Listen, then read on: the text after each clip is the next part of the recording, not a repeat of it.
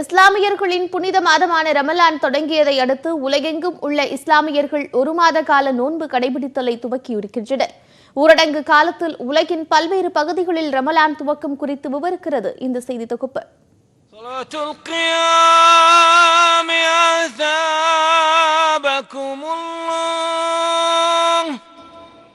உலகையே வீடுகளுக்குள் முடக்கியுள்ள கொரோனாவால் 2020ஆம் ஆண்டின் ரமலான் மாத நிகழ்வுகள் வீடுகளுக்குள்ளேயே கடைபிடிக்கப்படுகின்றன. ரமலான் துவக்க நாளில் மனித தலைகளின் அலை மட்டுமே தென்படும் மெக்கா நகரம் 1400 ஆண்டு கால வரலாற்றில் முதல் முறையாக வெறிச்சோடி காணப்படுகிறது.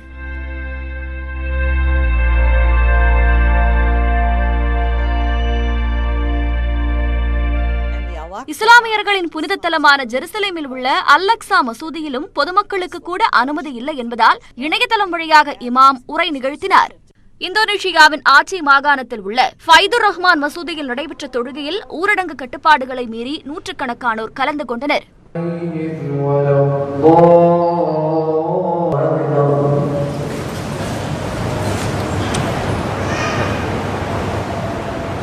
துருக்கியில் ஊரடங்கு உத்தரவு காரணமாக பல்வேறு கட்டுப்பாடுகள் விதிக்கப்பட்டுள்ளதால் இஸ்தான்புல்லில் உள்ள பழமையான மசூதி வெறிச்சோடி காணப்பட்டது.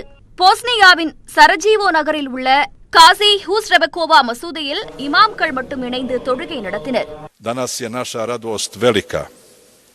Danas vrata naših domova i kapije naših srca. வங்கதேசத்தின் டாக்காவில் உள்ள ஃபைதுல் முஹர்ரம் மசூதியில் பொதுமக்களுக்கு அனுமதி மறுக்கப்பட்டுள்ளதால் வாசலிலேயே திடீர் தொழுகை நடத்தி சென்றனர். மலேசியாவின் கோலாலம்பூரில் உள்ள மசூதியில் ஒரு சிலர் மட்டுமே பங்கு பெற்ற தொழுகை தனிமனித இடைவெளியோடு நடத்தப்பட்டது. நைஜீரியாவில் ஊரடங்கு அமலில் உள்ளதால் மக்கள் வீடுகளுக்குள்ளேயே ரம்ஜான் தொழுகை நடத்தினர். அல்லாஹு அக்பர்.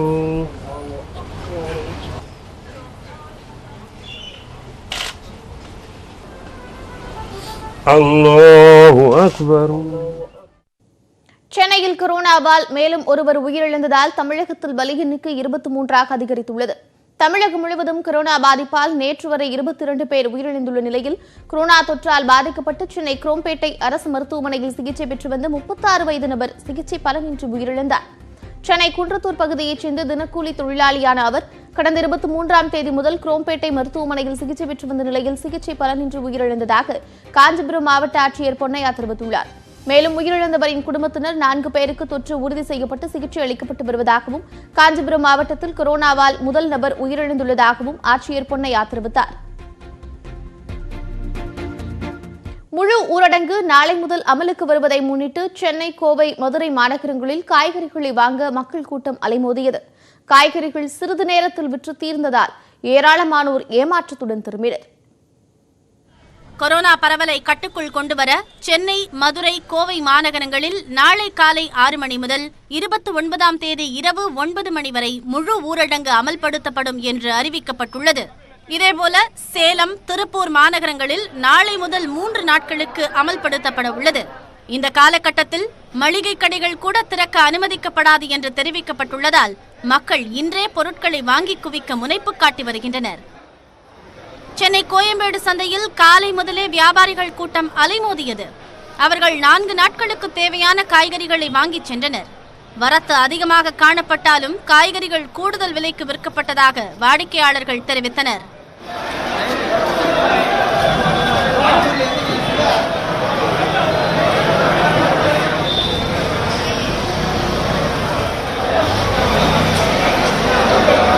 கொஞ்சம் என்ன பண்ணும், ஒரு 2-3 நாள் கொஞ்சம் முன்னாடி அறிவிக்க கொடுத்துட்டு அதுக்கப்புறம் பொறுமையாக படிப்படியாக கொடுத்துருந்தாங்கன்னா இவ்வளோ கூட்டம் சேர போதா, இவ்வளோ காய்கறி விலை ஏற போகிறது கிடையாது. நேற்று 10 ரூபா ஒரு கிலோ கேரட்டு, இன்னைக்கு வந்து 25 ரூபா போடுறாங்க.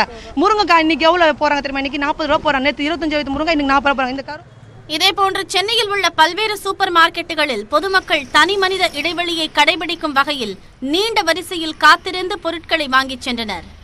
ஒரு சில இடங்களில் வாடிக்கையாளர்களின் உடல்நிலையை பரிசோதித்த பிறகே கடைக்குள் அனுமதிக்கப்பட்டனர். பொதுமக்கள் அதிக அளவில் பொருட்களை வாங்கிச் சென்றதால் கடைகளில் இருப்பு சிறிது நேரத்திலேயே விற்று முடிந்தன. எங்களுக்கு தேவையான பொருள் இல்லை, ஆனால் ஏதோ கொஞ்சம் கொஞ்சம் வீட்டில் வச்சுங்கிறத தாந்து கோதுமை, அரிசி ஏதோ அரைச்சி மாதிரி நாங்கள் சாப்பிட்லான்னு நாங்கள் முடிவு பண்ணியிருக்கோம். திருவான்மியூர் திருவொற்றியூர் மார்க்கெட்டில் அத்தியாவசிய பொருட்களை வாங்க ஆயிரக்கணக்கானோர் குவிந்தனர். அங்கு பாதுகாப்பு பணியில் இருந்த போலீசார் கூட்டம் சேராத வகையில் அனைவரையும் ஒழுங்குபடுத்தினர்.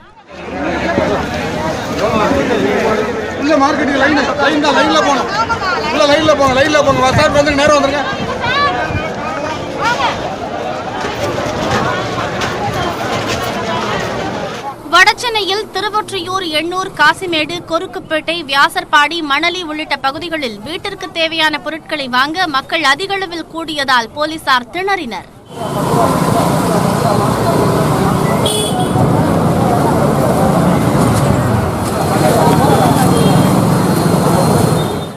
இதேபோன்று திருவள்ளூர் மாவட்டத்தில் 3 நாட்கள் முழு ஊரடங்கு உத்தரவு எதிரொலியால் மளிகை, காய்கறிகளை வாங்க ஏராளமானோர் குவிந்ததால் கூட்டத்தை கட்டுப்படுத்த முடியாமல் போலீசார் திணறினர். கோவையில் சிங்காநல்லூர், காந்திபுரம் பேருந்து நிலையம் உள்ளிட்ட இடங்களில் செயல்பட்டு வரும் தற்காலிக காய்கறி சந்தைகளில் மக்கள் கூட்டம் அதிகரித்து காணப்பட்டது. உக்கடம் சந்தையில் தனிமனித இடைவெளியை கடைபிடித்து பொருட்களை வாங்கிச் செல்லும்படி போலீசார் ஒலிபெருக்கி மூலம் அறிவுறுத்தினர். மாஸ்க் போட்டுக்கங்க, மாஸ்க் போடாதவங்க எல்லாம் மாஸ்க் போட்டுக்கங்க, அதை கலக்க வேணாம், அது உங்களோட பாதுகாப்புக்காக தான் மாஸ்க் போட சொல்றது. மதுரையில் மாநகராட்சி சார்பில் அமைக்கப்பட்டுள்ள அனைத்து சந்தைகளிலும் காலை முதலே கூட்டம் அதிகரித்து காணப்பட்டது. பொதுமக்கள் 4 நாட்களுக்கு தேவையான பொருட்களை வாங்கிச் சென்றதால் சிறிது நேரத்திலேயே காய்கறிகள் விற்று தீர்ந்தன. இதேபோல இறைச்சிகளை வாங்க மக்கள் ஆர்வம் காட்டினர். இதனால் இறைச்சி விலை கணிசமாக உயர்ந்திருந்தது.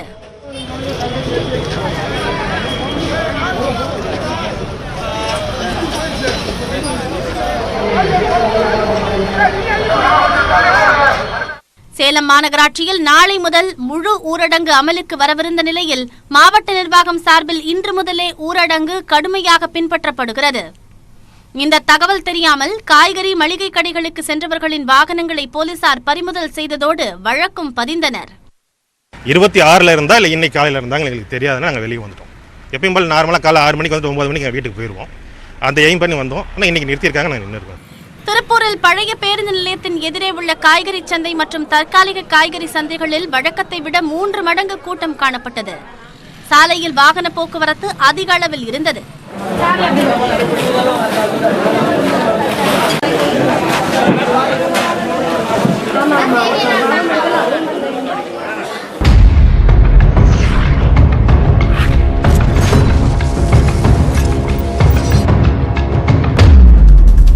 தொடர்ந்து விரைவுச் செய்திகளை பார்க்கலாம். ஏப்ரல் 30ஆம் தேதியுடன் ஓய்வு பெறவிருந்த மருத்துவர்கள், செவிலியர்களுக்கு 2 மாதங்களுக்கு பணி நீட்டிப்பு செய்து முதலமைச்சர் எடப்பாடி பழனிசாமி அறிவித்துள்ளார். இது தொடர்பாக முதலமைச்சர் வெளியிட்டுள்ள அறிக்கையில், ஏப்ரல் 30ஆம் தேதியுடன் ஓய்வு பெறும் மருத்துவர்கள், செவிலியர்கள் மற்றும் மருத்துவ தொழில்நுட்ப பணியாளர்கள் என அனைவருக்கும் ஒப்பந்த முறையில் மேலும் 2 மாதங்கள் பணி நீட்டித்து தற்காலிக பணியாணை வழங்கப்படும் என தெரிவிக்கப்பட்டுள்ளது. புதிதாக 1323 செவிலியர்கள், மருத்துவ பணியாளர்கள் தேர்வாணையம் மூலம் தேர்வு செய்யப்பட்டிருப்பதாகவும், பணி ஆணைகள் கிடைத்தவுடன் செவிலியர்கள் பணியில் சேர வேண்டும் என்றும் முதலமைச்சர் பழனிசாமி அறிவுறுத்தியுள்ளார். கொரோனா தடுப்பு பணிகள் குறித்து டெல்லியில் இருந்து வந்த மத்திய குழுவினர் தமிழகத்தில் 4 நாட்கள் தங்கியிருந்து ஆய்வு மேற்கொள்ள உள்ளதாக வருவாய் நிர்வாக ஆணையர் ராதாகிருஷ்ணன் தெரிவித்துள்ளார். தமிழகத்தில் எடுக்கப்பட்டு வரும் நடவடிக்கைகள் குறித்து ஆய்வு செய்ய தேசிய பேரிடர் மேலாண்மை கூடுதல் செயலாளர் திருப்புகழ் தலைமையில் டெல்லியில் இருந்து வந்த 5 பேர் அடங்கிய மத்திய குழுவினர் முதலில் தலைமைச் செயலாளர் சண்முகத்தை சந்தித்தனர். இதனையடுத்து மாநகராட்சி அலுவலகம் வந்த மத்திய குழு வருவாய் நிர்வாக ஆணையாளர் ராதாகிருஷ்ணன், சென்னை மாநகராட்சி ஆணையர் பிரகாஷ், காவல் ஆணையர் விஸ்வநாதன் உள்ளிட்டோருடன் ஆலோசனை நடத்தினர். இந்த ஆய்விற்கு பிறகு செய்தியாளர்களை சந்தித்த வருவாய் நிர்வாக ஆணையாளர் ராதாகிருஷ்ணன், தமிழக அரசு சார்பில் எடுக்கப்பட்டுள்ள நடவடிக்கைகள் குறித்து மத்திய குழுவிடம் அறிக்கை அளித்துள்ளதாக தெரிவித்தார். கோவிட்டுக்குன்னு தனியாக ஏற்படுத்தப்பட்ட ஆஸ்பத்திரி, அதே மாதிரி குவாரண்டைன் ஃபெசிலிட்டிஸ், அதை போன்றவை பார்ப்பாங்க. அதே மாதிரி மைக்ரண்ட் லேபர் போன்ற இடங்கள், மற்ற ஒரு ஒட்டுமொத்தமாக ஒரு 4-5 நாட்கள் இருந்து இந்த ஃபெசிலிட்டிஸ் எல்லாம் பார்ப்பாங்கங்கிற கருத்தை சொல்லியிருக்காங்க. சென்னையில் முழு ஊரடங்கை முன்னிட்டு அடுத்த 4 நாட்களுக்கு அவசர பயணத்திற்காக செல்வோருக்கும் கட்டுப்பாடுகள் விதிக்கப்பட்டுள்ளன. ஊரடங்கால் போக்குவரத்து சேவைகள் நிறுத்தி வைக்கப்பட்டுள்ளதால் சென்னையிலிருந்து அவசர தேவைகளுக்காக வெளியூர் செல்வோருக்கு மாநகராட்சி சார்பில் பாஸ் வழங்கும் திட்டம் அறிமுகப்படுத்தப்பட்டது. இதன்படி பிறப்பு, இறப்பு, மருத்துவ சிகிச்சை மற்றும் திருமணம் உள்ளிட்ட அவசர தேவைக்காக வெளியூர் செல்வோருக்கு பாஸ் வழங்கப்பட்டு வருகிறது. இந்நிலையில் நாளை முதல் 4 நாட்களுக்கு முழு ஊரடங்கு அமல்படுத்தப்பட்டுள்ளதால் மக்கள் நடமாட்டத்தை முற்றிலும் தடுக்கும் விதமாக அவசர பாஸ் திட்டத்திலும் கட்டுப்பாடுகள் விதிக்கப்பட்டுள்ளன. அதன்படி இறப்பு மற்றும் மருத்துவம் சார்ந்த அத்தியாவசிய தேவைகளுக்கு மட்டுமே செல்லலாம் என்றும், திருமணத்திற்காக அவசர பாஸ் பயன்படுத்தி செல்ல முடியாது என்றும் தெரிவிக்கப்பட்டுள்ளது. கொரோனா ஊரடங்கால் பாதிக்கப்பட்ட தீப்பெட்டி தொழிலாளர்களுக்கு 1000 ரூபாய் நிவாரணம் வழங்கப்படும் என முதலமைச்சர் எடப்பாடி பழனிசாமி அறிவித்துள்ளார். இது தொடர்பாக வெளியிடப்பட்டுள்ள அறிக்கையில் தமிழகம் முழுவதும் 1778 தீப்பெட்டி தொழிற்சாலைகளில் பணிபுரியும் இஎஸ்ஐயின் கீழ் பதிவு பெற்ற 21,770 தொழிலாளர்களுக்கு நிவாரணம் வழங்கப்படும் என்றும், இதற்காக 2,17,70,000 ரூபாய் ஒதுக்கப்பட்டுள்ளதாகவும் முதலமைச்சர் தெரிவித்துள்ளார். வரலாறு காணாத அளவுக்கு 4,56,000 கோடி கடனை தமிழக மக்கள் தலையில் சுமத்துவிட்டு அதிமுக அரசு நிதி பகிர்விலும் உரிமையை இழந்து நிற்பதாக திமுக தலைவர் மு க ஸ்டாலின் சாடியுள்ளார். இதுகுறித்து அவர் வெளியிட்டுள்ள அறிக்கையில் 15வது நிதிக்குழுவின் பரிந்துரையால் தமிழக அரசுக்கு இழைக்கப்பட்டுள்ள துரோகத்தை தமிழக துணை முதல்வரும் நிதி அமைச்சருமான ஓ பன்னீர்செல்வம் திரைபோட்டு மறைப்பதாக குற்றம் சாட்டியுள்ளார். மேலும் 15வது நிதிக்குழுவிடம் முதலமைச்சர் கொடுத்த மனுவில் உள்ள கோரிக்கைகள் என்ன, அந்த கோரிக்கைகளில் நிறைவேற்றப்பட்டது எத்தனை என தமிழக அரசுக்கு மு க ஸ்டாலின் கேள்வி எழுப்பியுள்ளார். கொரோனா தாக்கத்தால் உயிரிழந்த மருத்துவர் சைமனின் உடலை மறு அடக்கம் செய்ய வாய்ப்பில்லை என சென்னை மாநகராட்சி திட்டவட்டமாக தெரிவித்துள்ளது. கொரோனா தொற்றால் மரணமடைந்த மருத்துவர் சைமனின் உடலை கீழ்ப்பாக்கம் கல்லறை தோட்டத்தில் அடக்கம் செய்வதற்கு பொதுமக்கள் எதிர்ப்பு தெரிவித்ததால் வேலங்காடு மயானத்தில் அடக்கம் செய்யப்பட்டது. இந்நிலையில் தன்னுடைய கணவர் உடலை எடுத்து கீழ்ப்பாக்கம் தனியார் கல்லறை தோட்டத்தில் அடக்கம் செய்ய வேண்டும் என கோரிக்கை விடுத்தார்.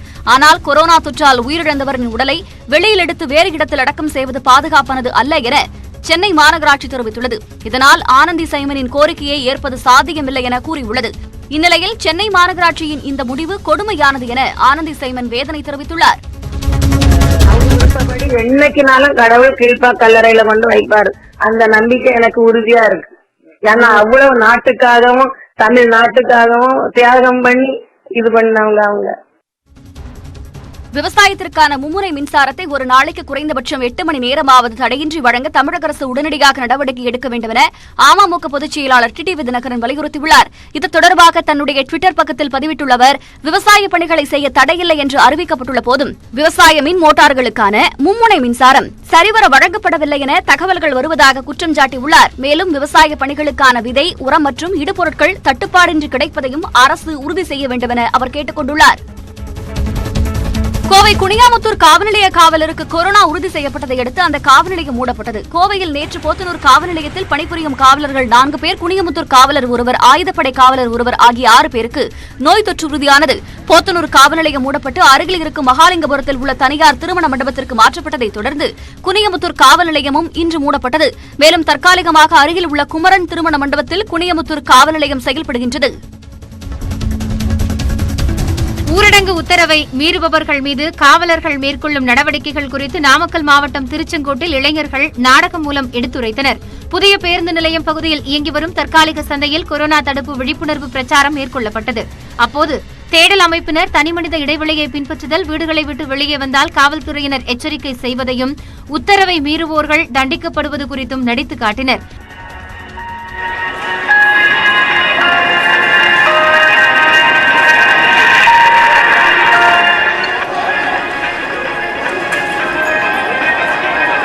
மேலும் சிறுமி ஒருவர் கொரோனா விழிப்புணர்வு பாடலை பாடி பொதுமக்களிடையே விழிப்புணர்வை ஏற்படுத்தினார்.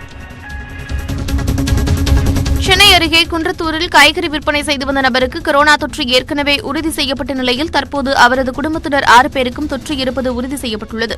இதனையடுத்து ஒரே குடும்பத்தைச் சேர்ந்த 7 பேரும் ராஜீவ்காந்தி அரசு மருத்துவமனையில் கொரோனா வார்டில் அனுமதிக்கப்பட்டுள்ளனர். அவர்களுடன் யாரெல்லாம் தொடர்பில் இருந்தார்கள் என்பது குறித்து சுகாதாரத்துறையினர் விசாரணை நடத்தி வருகின்றனர். மேலும் அக்குடும்பத்தினர் தங்கியிருந்த தேவி நகர் சீல் வைக்கப்பட்டுள்ளது. ஏற்கனவே குன்றத்தூரில் கரைமாநகர் உள்ளிட்ட இடங்கள் சீல் வைக்கப்பட்டுள்ளன. ஊரடங்கு நேரத்தில் சிவகங்கை மாவட்டம் இளையான்குடி அருகே கிராம மக்கள் கண்மாயில் மீன் பிடித்தனர். இடவலசை, காந்தி சாலை, கொங்கன்பட்டி உள்ளிட்ட 5 கிராமங்களைச் சேர்ந்த 200க்கும் மேற்பட்ட கிராம மக்கள் ஊரடங்கு தடையை மீறி கண்மாயில் மீன் பிடிக்க சென்றனர். ஆங்காங்கே கரையில் நின்று கொண்டும் தண்ணீருக்குள் இறங்கியும் மீன் பிடித்தனர். கொண்டை, விரால், குறவை என வலையில் சிக்கிய மீன்களை கிராம மக்கள் மகிழ்ச்சியுடன் வீட்டிற்கு அள்ளிச் சென்றனர். கேரளாவிலிருந்து சரக்கு வாகனத்தில் பிளாஸ்டிக் கூடைகளுக்கு மத்தியில் அமர்ந்து தமிழகத்திற்கு தப்ப முயன்றவரை போலீசார் கைது செய்தனர். கேரள மாநிலம் கோட்டயத்தில் காய்கறிகளை இறக்குமதி செய்துவிட்டு தென்காசி திரும்பிய மினி சரக்கு வாகனத்தை ஆரியங்காவு சோதனை சாவடியில் போலீசார் வழிமறித்தனர். அப்போது சரக்கு வாகனத்தில் இருந்த பிளாஸ்டிக் கூடைகளுக்கு மத்தியில் ஒருவர் பதுங்கியிருந்ததை போலீசார் கண்டுபிடித்தனர். விசாரணையில் அவர் கோட்டயத்தில் வேலை பார்க்கும் தமிழகத்தைச் சேர்ந்த சங்கர் என்பதும் கொரோனாவுக்கு பயந்து நடந்த சொந்த ஊரான கடையத்திற்கு திரும்ப பிளாஸ்டிக் கூடைகளுக்கு நடுவே பதுங்கி வந்ததும் தெரியவந்தது. இதனையடுத்து சங்கர் மற்றும் சரக்கு வாகன ஓட்டுநர் அஜித்தை கைது செய்த போலீசார் வாகனத்தையும் பறிமுதல் செய்தனர். நாமக்கல் மாவட்டம் ராசிபுரத்தில் கொரோனா பாதிப்பால் தடை செய்யப்பட்ட பகுதிகளில் அத்தியாவசிய பொருட்கள் வீடுதோறும் வழங்கப்படுவதில்லை என பொதுமக்கள் குற்றம் சாட்டியுள்ளனர். தங்கள் பகுதியில் கிருமிநாசினி தெளிக்கப்பட்டாலும் தூய்மை பணிகள் நடைபெறுவது இல்லை என்றும் இதனால் சுகாதார சீர்கேடு ஏற்பட்டுள்ளதாகவும் பொதுமக்கள் கூறுகின்றனர். இதுவரை நிவாரணப் பொருட்கள் வந்து சேரவில்லை என கூறும் மக்கள் வீடுகளில் முடங்கி இருப்பதால் வருமானமின்றி தவித்து வருவதாகவும் தெரிவிக்கின்றனர். உள்ள எந்த நிவாரண உதவிகளும் வழங்குறதுக்கு அரசாங்க தரப்பிலிருந்து எந்த ஒரு அத்தியாவசிய பொருட்களும் இங்கே வழங்கலை. மேற்கொண்டு பசியோட நிறைய குடும்பங்கள் இங்கே தினக்கூலியா வேலை பார்க்குறவங்க இருக்கிறதுனால அவங்க அன்றாட செலவுகளுக்கே ரொம்ப சிரமப்படுறாங்க. ஸோ அரசாங்கம் இந்த அடைச்சி விட்டதோட மட்டும் விட்டுறாம அவங்களுக்கு என்னென்ன தேவையோ அதெல்லாம் அவங்க முறையாக செஞ்சிருக்கணும். அந்த மாதிரியான எந்த இதுவும் இல்லை. கர்நாடகாவில் அரசுக்கு சொந்தமான பேருந்து ஒன்று நடமாடும் மருத்துவமனையாக மாற்றப்பட்டுள்ளது. கொரோனா தொற்று பரவலை தடுக்க மாநில அரசுகள் பல்வேறு நடவடிக்கைகளை மேற்கொண்டு வருகின்றன. இதன் ஒரு பகுதியாக கர்நாடக மாநிலம் மைசூருவில் அரசு பேருந்து ஒன்று நடமாடும் மருத்துவமனையாக மாற்றப்பட்டுள்ளது.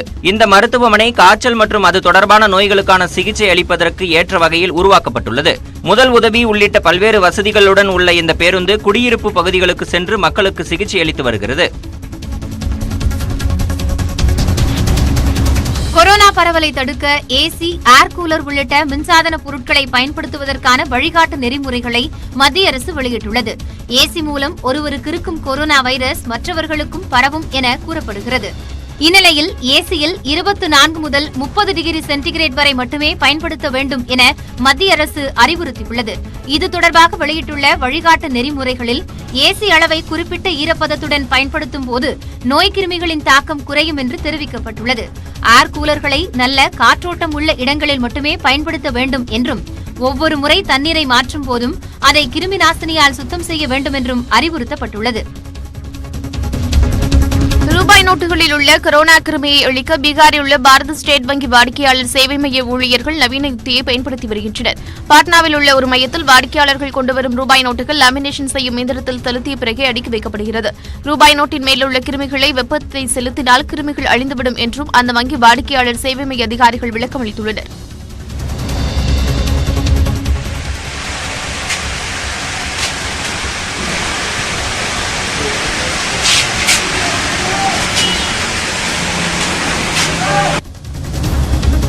ஜூன் 30ஆம் தேதி வரை பொது இடங்களில் மக்கள் கூடுவதற்கு தடை விதித்து உத்தரப்பிரதேச முதலமைச்சர் யோகி ஆதித்யநாத் உத்தரவிட்டுள்ளார்.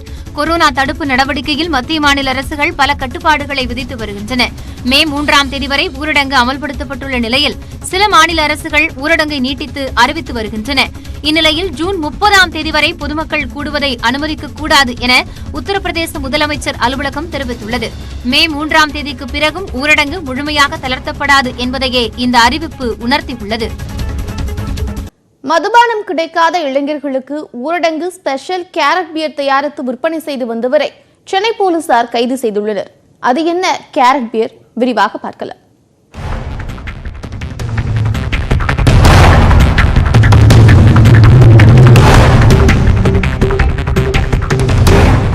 கேரட் ஜூஸ் தெரியும், கேரட் அல்வா கூட தெரியும்.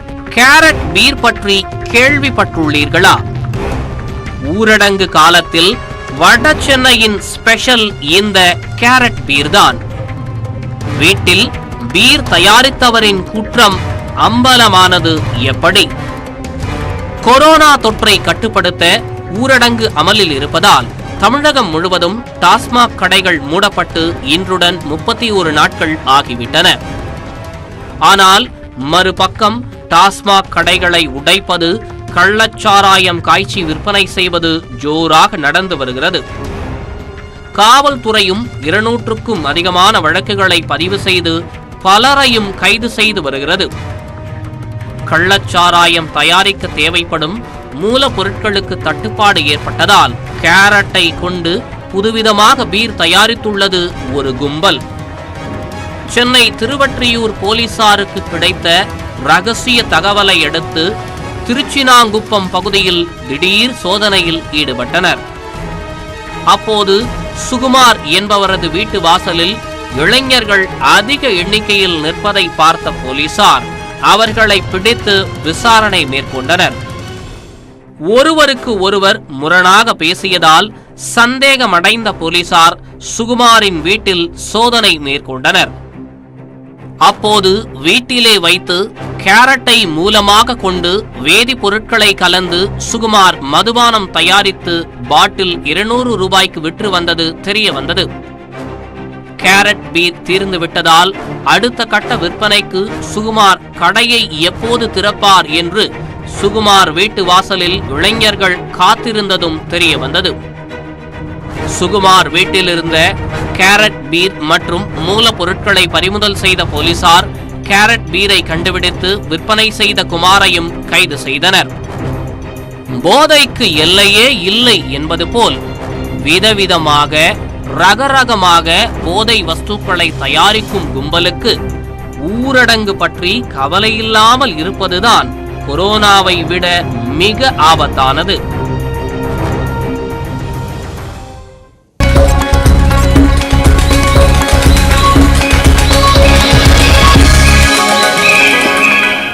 தொடர்ந்து நம்ம ஊர் செய்திகளை பார்க்கலாம். ஊரடங்கால் பாதிக்கப்பட்டுள்ள விவசாயிகளுக்கு ஏக்கருக்கு 20,000 ரூபாய் நிவாரணம் வழங்க வேண்டும் என தேசிய திருத்தி நதிகள் இணைப்பு விவசாயிகள் சங்கத்தின் மாநில தலைவர் ஐயா கண்டு கோரிக்கை விடுத்துள்ளார்.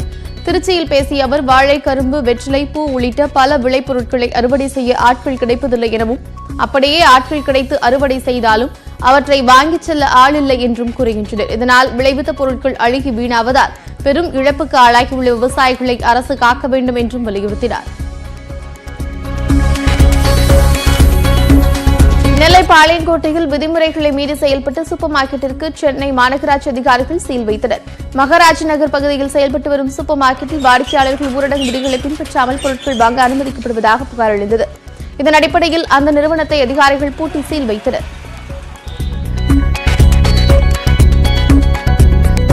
புதுக்கோட்டை மாவட்டம் பரமந்தூர் ஆதிகேசவ பெருமாள் கோவிலில் பக்தர்கள் தரும் உணவை நம்பியிருந்த குரங்குகள் உணவின்றி தவித்து வந்த நிலையில் அவற்றிற்கு சமூக ஆர்வலர் ஒருவர் நாள்தோறும் உணவளித்து வருகிறார். கேரட், தக்காளி, வெள்ளரி, பிஞ்சு உள்ளிட்ட காய்கறிகள் மற்றும் முறுக்கு ஆகியவற்றை குரங்குகளுக்கு கொடுக்கிறார். அவரை கண்டவுடன் குரங்குகள் ஓடோடி வருகின்றன. குரங்குகளின் பசியை போக்கும் இந்த சமூக ஆர்வலரின் பணி அப்பகுதி மக்களிடையே பாராட்டை பெற்றிருக்கிறது. சென்னையிலிருந்து ராமநாதபுரம் மாவட்டம் பரமக்குடி சென்ற 2 பேருக்கு கொரோனா உறுதியான நிலையில் அவர்கள் வசித்த பகுதி முடக்கப்பட்டுள்ளது. வைச்சீர் வீதியைச் சேர்ந்த ஒருவரும் தாஸ் நகரைச் சேர்ந்த பெண்ணுக்கும் கொரோனா உறுதியாகியிருக்கிறது. பரமக்குடியைச் சேர்ந்த 2 பேர் கொரோனா சிகிச்சைக்கு பின் வீடு திரும்பிய நிலையில் தற்போது 2 பேர் பாதிக்கப்பட்டுள்ளனர். புதுக்கோட்டையில் தன்னுடைய தோட்டத்தில் விளைந்த வாழைப்பழங்களை விற்க முடியாத விவசாயி ஒருவர் அவற்றை பொதுமக்கள் மற்றும் தூய்மை பணியாளர்களுக்கு இலவசமாக வழங்கி வருகிறார். மயில்வாகனன் என்ற அந்த விவசாயி 1300 வாழை மரங்களை நடவு செய்துள்ளார்.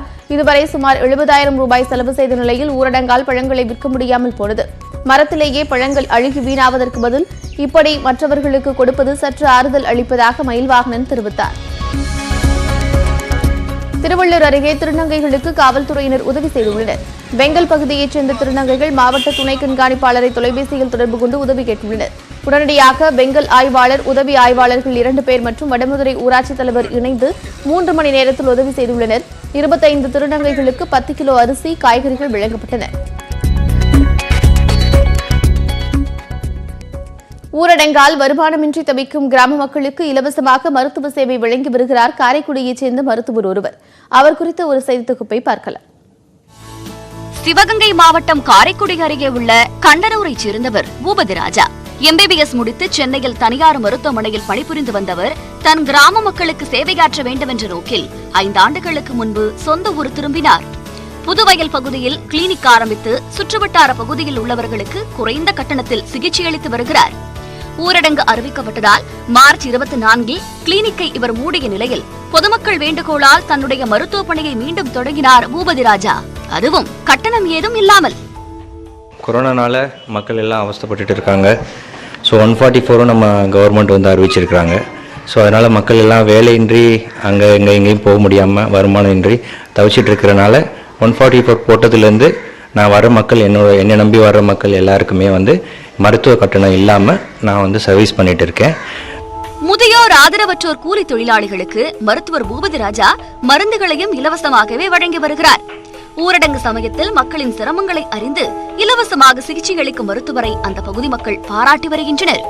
எல்லாம் அந்த வேலை வெட்டி இல்லாமல் கிராமத்தில் மக்கள் எல்லாமே சாப்பாடுக்காது ரொம்ப பிரச்சனை இருக்குது. அந்த நேரத்தில் வந்து நம்ம வந்து காசை கொடுத்து நம்ம வைத்தியம் பார்க்கறது ரொம்ப சிரமமாக இருக்குது. இந்த மாதிரி சூழ்நிலையில் இவ்வளோ பண்ணுறது நமக்கு ரொம்ப சந்தோஷமாக இருக்குது. இது மாதிரி மற்ற டாக்டரும் வந்து மற்ற ஊர்களையும் டாக்டர் வந்து இந்த மாதிரி ஃப்ரீயாக பண்ணால் கொஞ்சம் மக்கள் கொஞ்சம் நல்லாயிருக்கும். ஊரடங்கு காலத்திலும் தங்கள் உயிரை பொருட்படுத்தாது மற்றவர் உயிர்காக்க போராடும் பூபதி ராஜா போன்ற மருத்துவர்களால் தான் மனிதம் இன்னும் உயிர்ப்புடன் இருக்கிறது.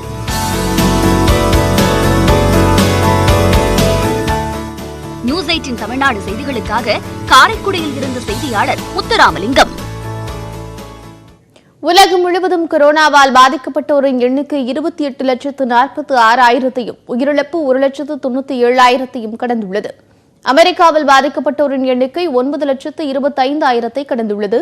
52,000க்கும் அதிகமானோர் உயிரிழந்துள்ளது.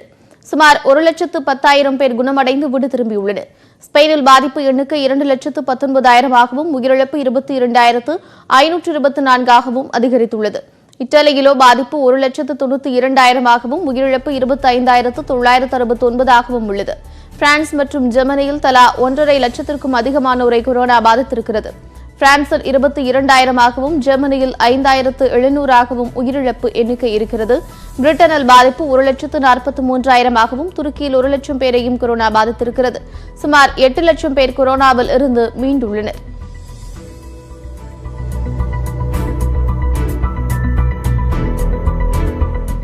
கொரோனா வைரஸ் சீனாவிலிருந்து மற்ற நாடுகளுக்கு பரவ தொடங்கியது முதலே அதிகமாக உச்சரிக்கப்படும் வார்த்தை பயோவார். திட்டமிட்டே கொரோனா வைரஸ் பரப்பப்பட்டதாக பல்வேறு நாடுகளும் குற்றச்சாட்டுகளை முன்வைக்கும் சூழலில் பயோவார் குறித்து பேசிய தமிழ் படங்கள் குறித்து தற்போது பார்க்கலாம். மருந்து கண்டுபிடித்தாலும் அது எங்காவது ஒரு மூலையில் இருந்து கொண்டேதான் இருக்கும் என எம்மாராதா பேசும் வசனம் ஒன்றும் சமூக வலைதளங்களில் அதிகமாக பகிரப்பட்டு வருகிறது. இப்ப மூட்டை பூச்சியை ஒழிக்கிறதுக்கு எவ்வளவு மருந்து கண்டுபிடிச்சாச்சு. அதனால மூட்டை பூச்சி ஒழிஞ்சு போச்சா? அவங்க வீட்டுல தூக்கத்தை எவ்வளவு கெடுக்கணுமோ கொஞ்சம் கொஞ்சம் இருந்து கெடுத்துக்கிட்டு தான் இருக்கு. அந்த மூட்டை பூச்சியை அழிக்கக்கூடிய மருந்துகளை மனிதன் தின்னுதான் அழியறானே தவிர மூட்டை பூச்சி அழியல. இந்த தலைமுறையில் உள்ள அனைவருக்கும் வைரஸ் என்றவுடன் நினைவிற்கு வருவது 7ஆம் அறிவு திரைப்படம் தான். அந்த படத்தில் பேசப்பட்டுள்ள பயோவார் குறித்த வசனங்கள் பலருடைய வாட்ஸ்அப் ஸ்டேட்டஸாக மாறியுள்ளது. இந்த நோய்க்கு யாராவது மருந்து கண்டுபிடிக்க மாட்டாங்களான்னு தவிக்கும் போது சைனா தன்னோட மருந்த வெளியிடுவாங்க. அந்த மருந்துக்காக சைனா சொல்ற எந்த நிபந்தனையும் இந்தியா கேட்டுதான் ஆகணும். அதுக்கு தான் இந்த பயோவார். தசாவதாரம் பட கிளைமேக்ஸில் வைரஸ் பரவுதல் இருந்து மக்களை காக்க சுனாமி வந்தது போல சித்தரிக்கப்பட்டிருக்கும். அதே போல கொரோனாவில் இருந்து நம்மை காக்க யார் வருவார் என காத்திருப்பதாக சிலர் கேலியாக சமூக வலைதளங்களில் பதிவிட்டு வருகின்றனர்.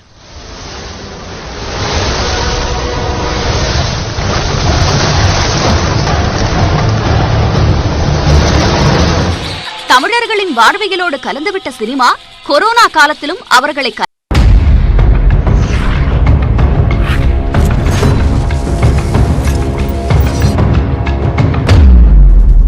தொடர்ந்து விரைவுச் செய்திகளை பார்க்கலாம். வெப்பச்சலனம் காரணமாக தமிழகத்தின் 8 மாவட்டங்களில் ஆலங்கட்டி மழைக்கு வாய்ப்புள்ளதாக சென்னை வானிலை ஆய்வு மையம் தெரிவித்துள்ளது. இதன்படி அடுத்த 24 மணி நேரத்தில் கோவை, திண்டுக்கல், சேலம், திருப்பூர், தருமபுரி, ஈரோடு, நாமக்கல், கிருஷ்ணகிரி ஆகிய மாவட்டங்களில் ஓரிரு இடங்களில் இடி மற்றும் ஆலங்கட்டியுடன் கனமழைக்கு வாய்ப்புள்ளதாக தெரிவிக்கப்பட்டுள்ளது. தேனி, மதுரை, தென்காசி, நீலகிரி, விருதுநகர், திருநெல்வேலி, கன்னியாகுமரி ஆகிய மாவட்டங்களில் இடியுடன் கூடிய லேசான மழைக்கு வாய்ப்புள்ளது. ஈரோடு மாவட்டம் சத்தியமங்கலம் புலிகள் காப்பகத்திலிருந்து உடல்நலக்குறைவால் கிராம பகுதிக்குள் நுழைந்த யானைக்கு சிகிச்சை அளிக்க வனத்துறையினர் முயன்று வருகின்றனர். வைத்தியநாதபுரம் பகுதிக்குள் நேற்று நுழைந்த 10 வயது ஆண் யானை உடல்நலமின்றி காணப்பட்டது. இதையடுத்து அதற்கு தேவையான உணவு மற்றும் மருத்துவ உதவிகளை வனத்துறையினர் வழங்கினர். இரவில் காட்டுக்குள் சென்ற யானை இன்று மீண்டும் கிராமத்திற்குள் நுழைந்தது. இதையடுத்து அதற்கு சிகிச்சை அளித்து காட்டிற்குள் விரட்டும் பணியில் வனத்துறையினர் ஈடுபட்டுள்ளனர். நாடு முழுவதும் தேவை குறைந்துள்ளதால் நாமக்கல் முட்டை பண்ணை கொள்முதல் விலை ஒரே நாளில் 50 காசுகள் குறைந்திருக்கிறது. நாமக்கல் சுற்றுவட்டாரங்களில் நாள்தோறும் 3,50,00,000 முட்டைகள் உற்பத்தி செய்யப்பட்டு கேரளாவுக்கு மட்டும் 70 லட்சம் முட்டைகள் அனுப்பப்பட்டு வந்தன. தற்போது கொரோனா பரவலால் கேரளாவுக்கு முட்டைகளை அனுப்ப முடியவில்லை. அதேபோல தமிழகத்திலும் பள்ளிகள் மூடப்பட்டுள்ளதால் சத்துணவுக்கு அனுப்பும் முட்டைகள் தேக்கமடைந்துள்ளன. மேலும் வடமாநிலங்களுக்கு போக்குவரத்து இல்லாததால் அங்கும் முட்டைகளை கொண்டு செல்ல முடியவில்லை. இதையடுத்து நாமக்கல் முட்டை பண்ணை கொள்முதல் விலை ஒரே நாளில் 50 காசுகள் குறைந்து ₹3.80 விற்பனையாகிறது. இந்தியாவில் கொரோனாவால் பாதிக்கப்பட்டவர்கள் எண்ணிக்கை 25,000 நெருங்கி வருகிறது. கடந்த 24 மணி நேரத்தில் 1,429 பேருக்கு நோய் தொற்று உறுதி செய்யப்பட்ட நிலையில் பாதிக்கப்பட்டவர்கள் எண்ணிக்கை 24,506 ஆகியிருக்கிறது. 57 பேர் மரணமடைந்ததன் மூலம் உயிரிழப்பு 775 அதிகரித்துள்ளது. 5,063 பேர் குணமடைந்து வீடு திரும்பியுள்ளனர். நாட்டிலேயே அதிகபட்சமாக மகாராஷ்டிராவில் 6,817 பேருக்கு தொற்று ஏற்பட்ட நிலையில் அங்கு உயிரிழப்பு 300 எட்டியிருக்கிறது. ஒரே நாளில் மகாராஷ்டிராவில் 19 பேர் உயிரிழந்திருக்கிறார்கள். குஜராத்தில் பாதிக்கப்பட்டவர்கள் எண்ணிக்கை 3,000 நெருங்கும் நிலையில் தலைநகர் டெல்லியில் பாதிப்பு 2,500 கடந்திருக்கிறது. குஜராத், ராஜஸ்தான், மத்திய பிரதேச மாநிலங்களில் பாதிக்கப்பட்டவர்களில் 10% பேர் மட்டுமே குணமடைந்து வீடு திரும்பியுள்ளனர். அத்துடன் இந்த மாநிலங்களில் கொரோனா பரவல் வேகமாக உள்ளது. ஊரடங்கு காரணமாக மூடப்பட்டுள்ள கல்லூரிகளை செப்டம்பர் மாதம் தொடங்கலாம் என யுஜிசி உயர்மட்ட குழு பரிந்துரை செய்துள்ளது. பல்கலைக்கழக மானியக் குழுவானது ஊரடங்கிற்கு பின் கல்லூரிகளை எப்போது தொடங்குவது என்பது குறித்து ஆலோசனை வழங்க நிபுணர்கள் குழு ஒன்றை அமைத்திருந்தது. ஹரியானா மத்திய பல்கலைக்கழக துணைவேந்தர் RC குகாத் தலைமையில் அமைக்கப்பட்ட அந்த குழு தற்போது அறிக்கையை தாக்கல் செய்துள்ளது. அதில் கொரோனா அச்சுறுத்தல் காரணமாக பாதியில் தடைப்பட்ட கல்லூரி, பல்கலைக்கழக தேர்வுகளை ஊரடங்கு நிறைவடைந்த பின்னர் ஜூலை மாதத்தில் நடத்த ஆலோசனை வழங்கப்பட்டுள்ளது. அதன் பின்னர் பள்ளிகளின் தேர்வு முடிவுகள் வருவதற்கு ஏற்ப கல்லூரி 1ஆம் ஆண்டு மாணவர் சேர்க்கையை நடத்தவும் அறிவுறுத்தப்பட்டுள்ளது. இதனையடுத்து கல்லூரி வகுப்புகளை செப்டம்பர் மாதம் தொடங்கலாம் எனவும் பரிந்துரைக்கப்பட்டுள்ளது. அதேபோன்று மருத்துவம், பொறியியல் மாணவர் சேர்க்கையும் தாமதமாகும் என்பதால் உச்சநீதிமன்றத்தை நாடி முந்தைய உத்தரவுகளுக்கு இந்த ஆண்டு விலக்கு பெறவும் ஆலோசனை வழங்கப்பட்டுள்ளது. இந்நிலையில் பள்ளி கல்வியாண்டு எப்போது தொடங்குவது என்பதை முடிவு செய்யவும் மத்திய அரசு தனிக்குழு ஒன்றை அமைத்துள்ளது குறிப்பிடத்தக்கது. விரைவு பரிசோதனை கருவிகள் உட்பட 18 டன் மருத்துவ உபகரணங்கள் சீனாவிலிருந்து டெல்லிக்கு இறக்குமதி செய்யப்பட்டுள்ளது. கொரோனா சிகிச்சை பரிசோதனை தொடர்பான மருத்துவ உபகரணங்கள், பாதுகாப்பு உடைகள் உற்பத்தியை சீனா தீவிரப்படுத்தி வருகிறது. அந்த வகையில் இந்தியா கேட்டுக் கொண்டதால் ஸ்பைஸ் ஜெட் விமானம் மூலம் 18 டன் மருந்துகள் மற்றும் அவசர உபகரணங்கள் சீனாவின் ஷாங்காயில் இருந்து டெல்லி இந்திரா காந்தி சர்வதேச விமான நிலையத்தில் இறக்குமதி செய்யப்பட்டது. சுங்கத்துறை அனுமதி பெற்ற பிறகு மருத்துவ உபகரணங்கள் மாநிலங்களுக்கு பிரித்து அனுப்பி வைக்கப்படும். புலம்பெயர்ந்த தொழிலாளர்களை பேருந்துகளில் அழைத்து வந்து 14 நாட்கள் தனிமைப்படுத்த உத்தரப்பிரதேசம், மத்திய பிரதேச அரசுகள் முடிவு செய்துள்ளன. ஊரடங்கு உத்தரவால் லட்சக்கணக்கான புலம்பெயர்ந்த தொழிலாளர்கள் டெல்லி, நொய்டா, மும்பை, புனே, சென்னை உள்ளிட்ட நகரங்களில் முடங்கியிருக்கிறார்கள். தினக்கூலி இல்லாமல் தவிக்கும் இவர்களை சிறப்பு பேருந்துகளில் அழைத்து வரவும் போதிய வசதிகளுடன் தனிமைப்படுத்தவும் உத்தரப்பிரதேச அரசு முடிவு செய்திருக்கிறது. அடுத்த 2 மாதங்களில் 5 முதல் 10 லட்சம் தொழிலாளர்களை அழைத்து வர திட்டமிட்டிருப்பதாக முதல்வர் யோகி ஆதித்யநாத்திடம் மாவட்ட ஆட்சியர்கள் தெரிவித்திருக்கிறார்கள். இதேபோல மத்திய பிரதேச முதலமைச்சர் சிவராஜ் சிங் சௌஹான் புலம்பெயர்ந்த தொழிலாளர்களை அழைத்து வரவும் உத்தரவிட்டுள்ளார். இதற்கு உத்தரப்பிரதேசம், ராஜஸ்தான், குஜராத், மகாராஷ்டிரா ஆகிய மாநில அரசுகள் உதவி செய்ய வேண்டும் என்றும் சிவராஜ் சிங் சௌஹான் கேட்டுக் கொண்டிருக்கிறார். புதிய ஊழல் கண்காணிப்பு ஆணையராக சஞ்சய் கோத்தாரி பதவியேற்றுள்ளார். குடியரசுத் தலைவர் மாளிகையில் நடைபெற்ற பதவியேற்பு விழாவில் சஞ்சய் கோத்தாரிக்கு குடியரசுத் தலைவர் ராம்நாத் கோவிந்த் பதவி பிரமாணம் செய்து வைத்தார். நிகழ்ச்சியில் குடியரசு துணைத் தலைவர் வெங்கையா நாயுடு, பிரதமர் நரேந்திர மோடி ஆகியோர் கலந்து கொண்டனர். கடந்த பிப்ரவரி 19ஆம் தேதி பிரதமர் மோடி தலைமையில் நடைபெற்ற கூட்டத்தில் சஞ்சய் கோத்தாரி நியமனத்துக்கு உயர்மட்ட அதிகாரிகள் தேர்வு கமிட்டியில் இடம்பெற்றிருக்கும் எதிர்க்கட்சி உறுப்பினர் அதிர் ராஜன் சௌத்ரி எதிர்ப்பு தெரிவித்திருந்தார். வடகொரிய அதிபர் கிம் ஜாங் உன்னுக்கு மருத்துவ ஆலோசனைகளை வழங்க சீன மருத்துவர் குழு சென்றிருப்பதாக தகவல் வெளியாகியிருக்கிறது. அடுத்தடுத்த ஏவுகணை சோதனைகளால் அமெரிக்காவை அச்சுறுத்தி வரும் வடகொரிய அதிபர் கிம் ஜாங் உன் கடந்த சில நாட்களுக்கு முன்பு இதய அறுவை சிகிச்சை செய்து கொண்டார். அதன் பின்னர் அவரது உடல்நிலை மோசமடைந்து விட்டதால் தீவிர சிகிச்சை அளிக்கப்பட்டு வருவதாக தகவல்கள் வெளியாகின. இருப்பினும் அந்த செய்தியை வடகொரிய ஊடகங்கள் உறுதி செய்யவில்லை. இந்நிலையில் சீன மருத்துவக் குழு ஒன்று ரகசியமாக வடகொரியாவிற்கு சென்றிருப்பதாக தகவல் வெளியாகியுள்ளது.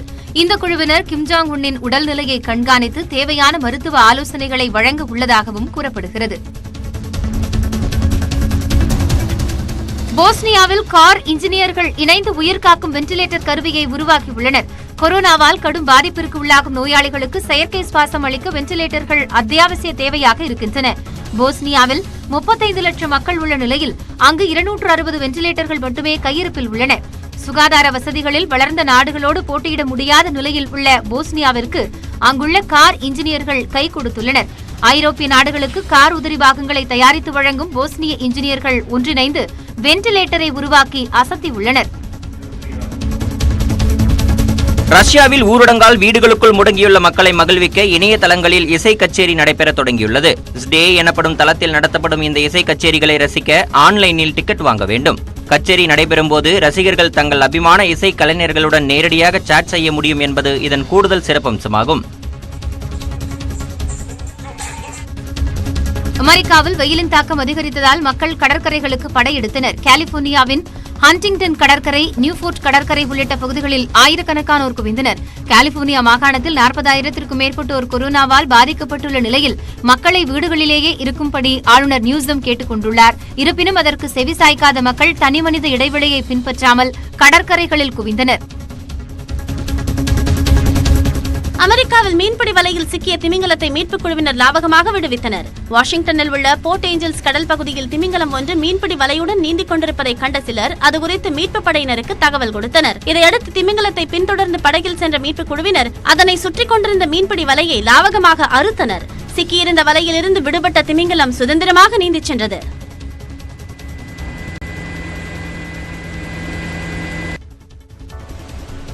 சீனாவின் டாங்யாங் நகரில் பள்ளி விடும் நேரத்தில் திடீரென்று மழை பெய்ததால் மாணவர்கள் வகுப்பறையிலிருந்து வெளியேற முடியாமல் தவித்தனர்.